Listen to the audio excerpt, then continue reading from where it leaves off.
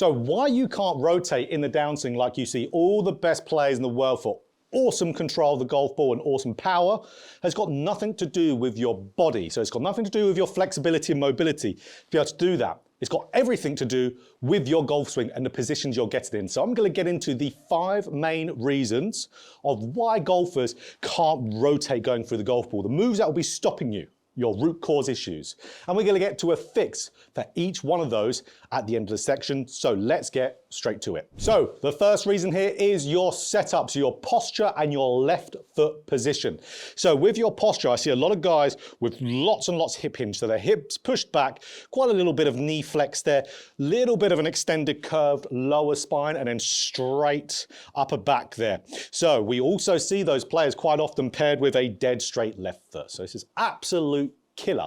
So with the posture, when we are setting up in this fashion, ultimately the upper body is now in front of my lower body. So where my armpits are, if I have a line straight down there, where are they? They're over my toes. So as I start to turn in the backswing, where is the mass of my upper body? It's in front of me. So where's my weight going to go? It's going to go onto my toes. So I'm going to start to drift forward. We can sometimes see players try to manage this, pushing their weight back, and then they end up losing their tilt to re-manage their balance. So then when I see golfers in the downswing, okay, let's say they've turned up on top of their toes and now they're turning down the downswing. If they do rotate, they're going to fall forward. So what you see happen, you see this kind of rocking back and forth motion. So we see up to the top and then through with that big early extension, stand up, stall out of rotation, because that upper body has to quickly go back and up to get the mass of it lined up with the rest of the body. So the spine is one piece, so you can keep in balance and actually hit a golf shot. So that's where you will not be able to rotate if you stay in that posture. If you do somehow try to rotate, you will fry your lower back. It will be so painful. So that's where a lot of you guys who say, okay, I can't do this modern rotational move because it destroys your back. You're setting up badly. So that's why a modern rotational move, one, it's not modern. We see the guys back in the day do it, your Jack Nicklaus era. They all had great rotation through the golf ball. Again, look at Sam Snead. Again, you can look at real old videos like Byron Nelson. The rotation he got through the ball was major. Where were they all setting up? In what we're going to talk about in a minute. So also, if you've got that foot dead straight, what are you doing? So if those toes are dead straight, pointed in front of you, you've now closed off the range of motion you can perform into your left hip socket. So that's where I would only be able to rotate so much from here. So if I rotate from just my setup and get as much rotation as I can into my left hip with my toes just going dead straight in front, that's about as much rotation as I can get. We know we're going to get nowhere near to that amount at the golf ball. We're probably going to be fairly square on. Whereas if I flare out my foot, my toes pointing out, I've now opened up my hip capsule. So the range of motion I can perform into it is far greater, like I've been doing yoga for about 20 years. Now look at this. Again, foot's flared out. I'm going to turn as much as I can until my mobility stops me. Guys, that is a ridiculous difference. So that's why this is such a low-hanging fruit. So if we can get, number one, that left foot flared out, so key. Don't care if it makes you look weird. Don't care. It's going to make you move so much better. And now for our posture, we want our armpits essentially to be over the balls of the feet. The only way we can get the armpits over the balls of the feet is to have a little bit straight over some knees, straighter lower back, and relax the mid and upper back, like we see the players like Sam Snead, for example. I'll show you what I mean now. They call it old man posture because it looks like you're walking with a cane. But it is a better, more superior way to set up to the golf ball because, again, armpits are now over the balls of the feet. So what does that do for you? That now makes, as you turn, the mass of your upper body is now over the balance points. So that's where over the balls of your feet, over more midfoot. So now your upper body is nicely in balance from that lower body. So, okay, now I can move and turn the downswing without having any postural issues. So a good little procedure to be able to do that is stand with your legs fairly straight, club out in front of you, and then, okay, so like you're talking to someone, and then relax your mid and upper back until the club hits the ground. So again, little bend in the knees, club out in front of you, dead upright like you're talking to someone, relax mid and upper back until club hits the ground, flare that foot out, and now give it a good rip and turn through that golf ball. Lovely. Results in much better shots. So the second reason of what is holding golfers back with their ability to rotate in the downswing, is their club face. So that's where I see a lot of golfers either open with their club face too much. So let's talk about here, shaft parallel to the ground in the backswing and downswing, just so we've got a good reference point. So open, that'll be toe pointing up towards the sky, or maybe even worse, or even the club face too close. A lot of players try to get their club face too close to rotate, but you're actually hurting your ability to rotate by doing that. So open or closed is going to hurt you. For an open club face, okay, you've got to get that club face back to square again. So let's say we're shaft parallel to the ground, our toes pointing up away from us. So really not good. If I continue to rotate, I'm going to produce shaft lean as a byproduct. It's a good thing to know. Rotation helps you create shaft lean. But what's shaft lean going to do to me? It's going to keep my face open, if not open it even more. So what my body would have to do, it would have to slow down rotation, stall the body rotation out to be able to quickly either flip, cast it, or just have lots of forearm rotation. So you would have to do that to be able to hit the ball to target. That's as good as I can do. See how easy it is still to close it over. So that's a ball that's gone left with an open face. A lot of people think open face only means hitting the ball right. It doesn't. You can easily overdo it like I did there. Your body won't be able to rotate from there. It has to slow down to square up the face. Now, conversely, okay, closed club face. So this must mean, okay, getting rotation, create shaft lean. That's going to help you, of course. Open the club face up enough to deliver a nice neutral club face to path if it's closed earlier. But that's not what vast majority of golfers will do. Dustin Johnson, maybe yes. He's got the athleticism, got the speed. He can do that. But what we see most golfers, if they're too closed here, what they're going to do, so let's say club face pointing down towards the ground, really closed. Again, if they just rotate to a normal human being amount, their club face is still going to be shut. So let's say for me, I'm going to really shut the club face off and I'm just going to rotate a normal amount. So let's mega strong my grip to get that club face hugely shut. And I'm just going to swing with normal amount of rotation. Off we go. Woo! I'm a professional golfer. Yes, I'm disabled. I've got cerebral palsy. So it does affect my ability to be able to turn through the golf ball, even though I can get great turn, which is why I say it's an easier thing to do than you think. I can't do it. But I can guarantee most of you can't, because what golfers will do to square up that face, they're going to early extend. They're going to stand the body up. Because when you stand the body up, hands get higher, that gets club face pointing more to target. So again, stand the body up, hands get higher, club face opens from higher hands. So that's what most golfers will do. You very rarely ever see golfers actually stay in posture and turn with a very closed club face unless they're the elite with a lot of club head speed. So again, let me really strong grip it and let's see if I can hit it straighter standing up. It's still really hard. Oh, I did it. And there we go. So same closed club face, but I managed to hit it more relatively to target because I stood up. But what's not happening? Rotation through the golf ball. So that's where, again, yes, strong grips. We see a lot of the top players in the world do it, but again, they're freak athletes. They can swing the golf club ridiculously fast. The faster you swing it, the easier it's going to be to get that body ripping open. So guys, make sure your grip's good.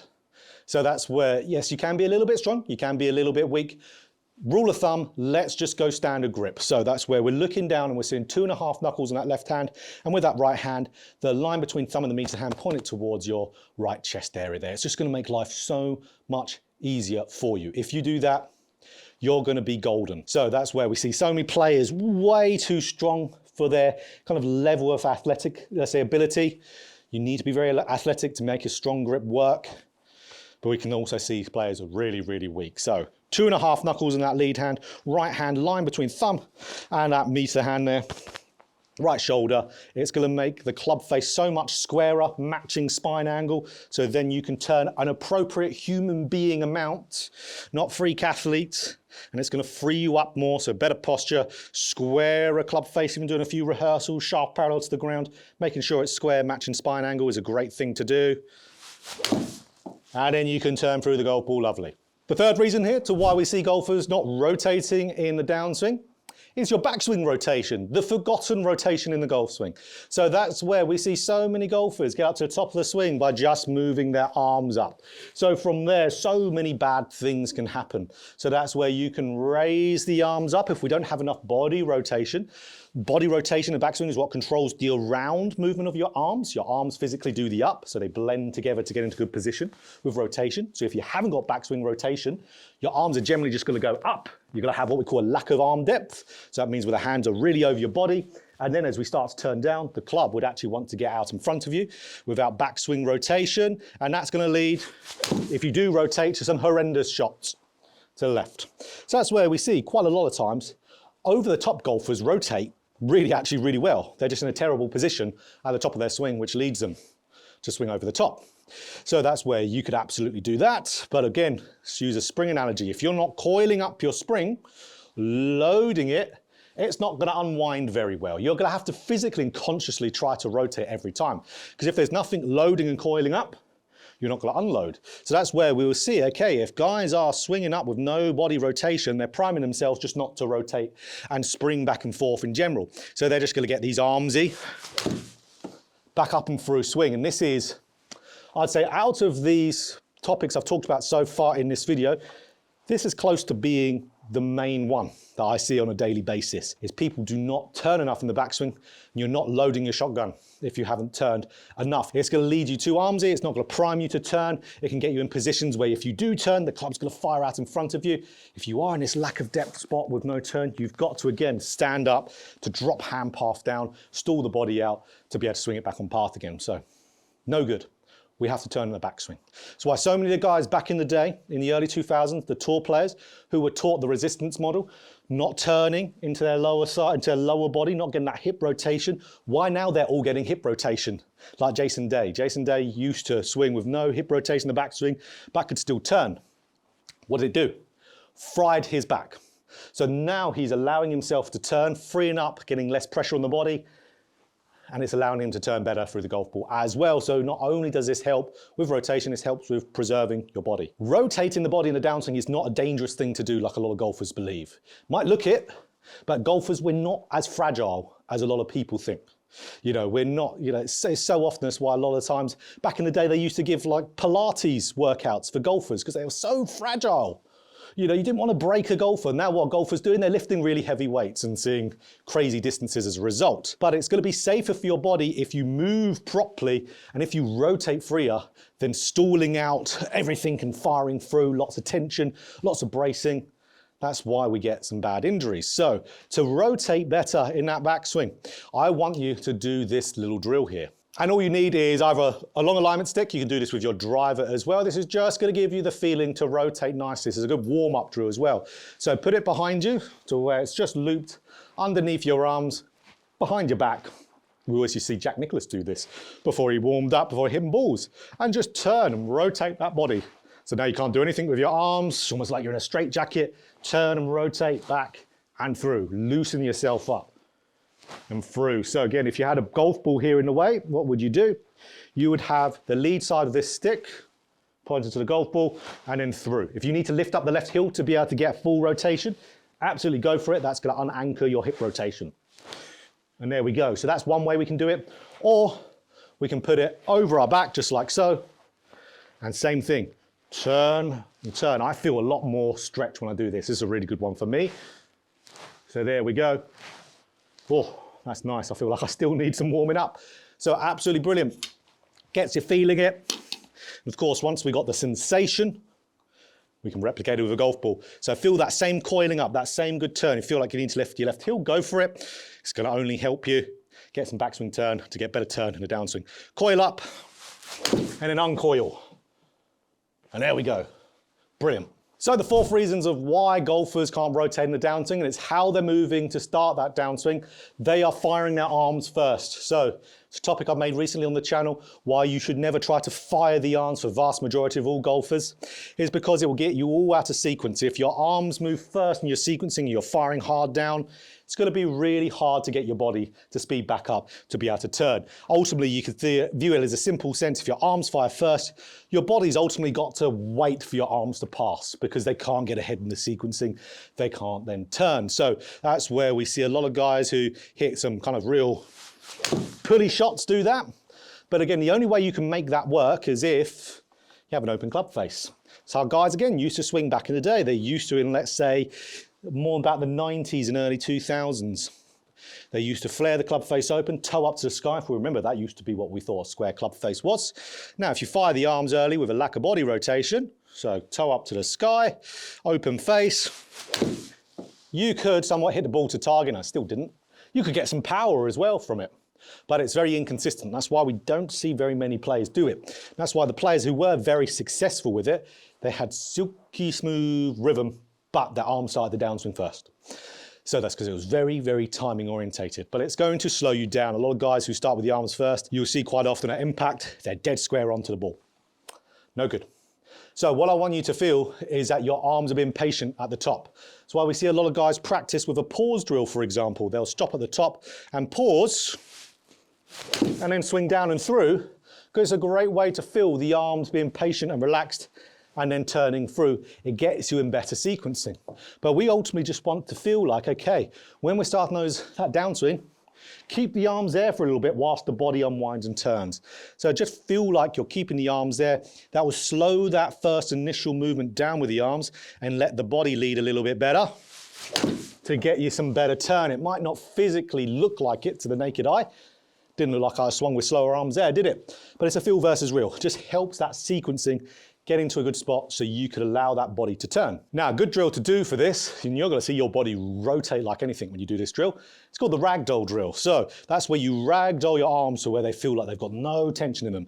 You grip the club at literally a 1 out of 10 doing this drill. You just swing halfway up and then through, just ragdolling your arms, looking almost very Danny Mord-esque. He quite often talks about, of course, the catapult type of move, and it's very similar type of feeling. So really ragdoll your arms, half swing, but just feel like your arms are doing nothing, they're ragdolling, and just trust it and turn through the golf ball. Hey, look at that. Tiniest swing in the world. Look at that, that's a nice penetrating flight, isn't it? And we can see 133 with, I mean, a swing that literally had zero effort to it.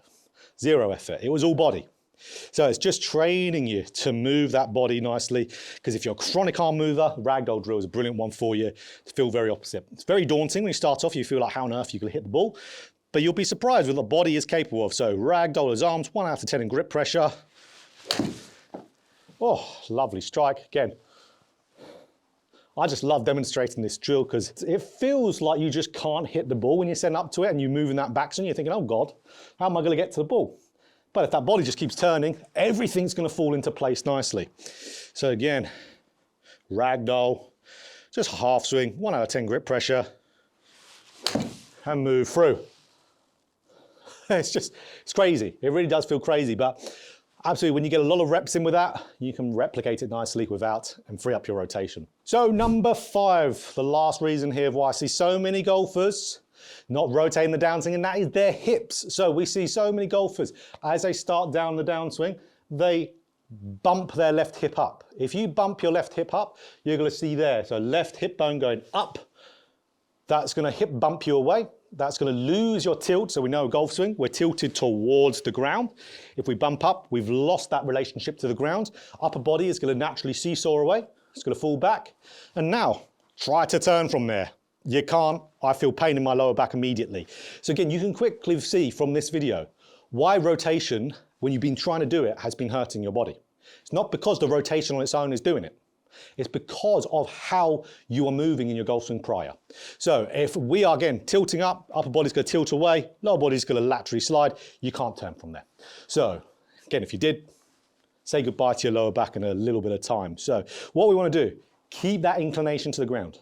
The ball's on the ground, we need to stay tilted towards it. Doesn't mean it's stack and tilt. Stack and tilt's got some great stuff in it. I actually really like the method. But again, just because it's got tilt in the word doesn't mean it is stack and tilt. Everyone tilts. Every single best player in the world, all of them tilt. So that's where we want to keep that lead side down as we're moving. It's keeping the inclination to the ground, keeping that relationship to the ground, and it's going to keep the body moving. We're not going to get this funky upper body moving back, because you can see if I keep my left hip staying down and turning, you can see upper body is staying nicely on top of the lower body, and I can then, just by doing that, free up my turn going through the ball. So again, just to show you, let's do left hip going up. There's going to be not much rotation, very lofted up in the air. Woo! Look at that. And if only I selected the launch angle, the dynamic loft there, that would have been crazy high. So now I'm just going to focus on getting that left hip going down the round. I'm going to show you a great drill for this. Gets you turning so much better, I can tell you that for certain. Oh, how's better? Nice. Slightly turn the face over, but Great shot, still caught the green. Very, very nice. Let's talk about a drill to do it. So guys, for our drill, all we need, alignment stick. Talked about this quite a bit on the channel. I really like it. I did this a ton myself. Works so well for all my students. But you can see, ton of the stick coming out on the left, tiniest bit on the right. So just a little bit on the right, a lot on the left. Now what we're doing here, we can now visually get some feedback on our hip tilt. We want to keep the stick going down and around. So as soon as we start that downswing, down and around as we turn. So that's going to really give us that feedback. If we start to bump the hip up, we can see it straight away. So down and around, I like it just to do some few rehearsals, just to give it a little push and turn through there. Yeah, when you do a rehearsal, it's going to spin everything out over the top. That's not going to happen with your swing. If you are getting good rotation in the backswing, it's really important. Give you good depth. But okay, down and around with that stick, and that's going to give us good hip tilt. I actually pulled that a smidge, but still a great shot. So even a poor one there, for me, I can sometimes get the club face a little bit closed coming back. Results in that, I move my body great though, but still very controllable of a shot. Nowhere near as bad what can happen, so I'll get this club face less closed on this one, just my tendency. It has nothing to do with what we're talking about here. So stick going down and around. Oh, that's better. Boom, there we go. Nice little push draw. Awesome, so keep your tilt, so important. So again, for this video, guys, you don't have to do every single one of these. You don't have to work on all of these at once. Know your golf swing, see what you've got to do with your golf swing, and then think, okay, has Jonathan talked about one of those in these videos? If he has, go and work on that one. You've got a great drill to do for it. Pick the one you need to do. And if there is anything else you need to work on there, you can either get one-to-one lesson with myself out on Skillist, so you can work together anywhere online, or if you like online courses, I've got the best one for rotation in the downswing, best one on the entire internet, and it's Ultimate Guide to Rotation in the Downswing. Again, everything we talked about here, there is much, much, much, much more. So there's so many more root cause issues that stop you from rotating, so many more. And there's also things you need to do in a little practice structure to be able to target, okay, what's my root cause issue?